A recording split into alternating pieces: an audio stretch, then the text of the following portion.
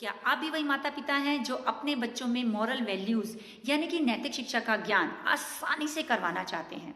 तो इस वीडियो को अंत तक जरूर देखें। मैं हूं आयशा, स्वागत है आपका मिशन पेरेंटिंग में, जहां हम बात करते हैं पेरेंटिंग की। दोस्तों, पुराने जमाने में दादा दादी नाना नानी कहानी सुना सुना कर बच्चों में मॉरल वैल्यूज डाल दिया करते थे। तो आज हम, जैसे कि आपको मालूम है 25 दिसंबर आने वाला है, सेंटा क्लॉज को अधिकतर बच्चे पसंद करते हैं।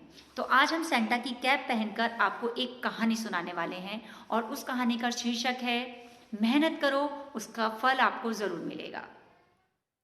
एक बार एक 12 साल का बच्चा था जिसके पिताजी नहीं थे। वो अपनी मम्मी और 2 छोटे भाई बहनों की पूरी देखभाल किया करता था, उनके खाने पीने का खर्च उठाता था। 12 साल का बच्चा जहाँ पे अच्छे से पढ़ाई नहीं कर पाता, वहीं ये 12 साल का बच्चा अपने मम्मी और छोटे भाई बहनों की देखभाल करता था और उनके लिए खाने की व्यवस्था भी करता था।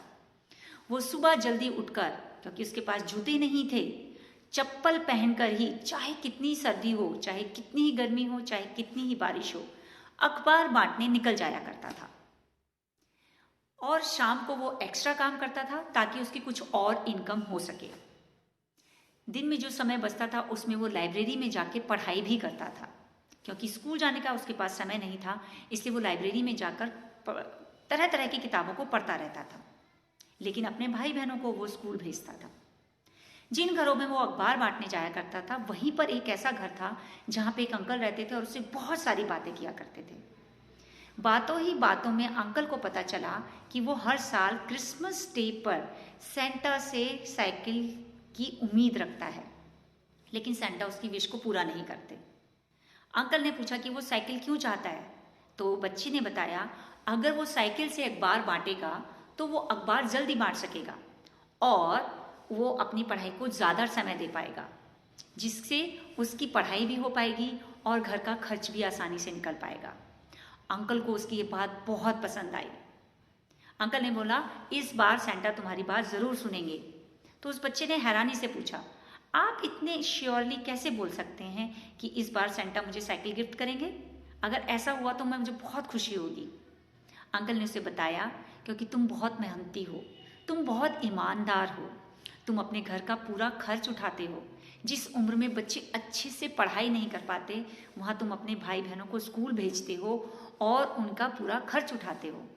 तुम बहुत अच्छे बच्चे हो, कभी झूठ नहीं बोलते, कभी अखबार बांटने में तुम्हें कभी देरी नहीं हुई। चाहे कितनी बारिश, सर्दी और गर्मी हो, तुम हमेशा टाइम से आते हो। तुम बड़े होकर बहुत बड़े आदमी बनोगे। बच्चा बहुत खुश हुआ और अपने घर चला गया। अंकल ने जस्ट क्रिसमस डे से एक दिन पहले एक अच्छी सी साइकिल खरीदी और उस घर के बाहर जहाँ पे वो बच्चा रहता था रख दी और उस पर एक चिट लगाई, अ गिफ्ट फ्रॉम सेंटा। जब सुबह बच्चा उठा और उसने अपने घर के बाहर साइकिल देखी तो बहुत खुश हुआ। सबसे पहले उसने सभी घरों में अखबार बांटे। आज उसके पास बहुत टाइम था क्योंकि वो जल्दी फ्री हो गया था। फटाफट से अंकल के घर गया और अंकल को अपनी साइकिल दिखाई। बोला, अंकल देखिए, आपकी बार सेंटा ने मुझे साइकिल गिफ्ट करी है, आपकी बात सच हो गई।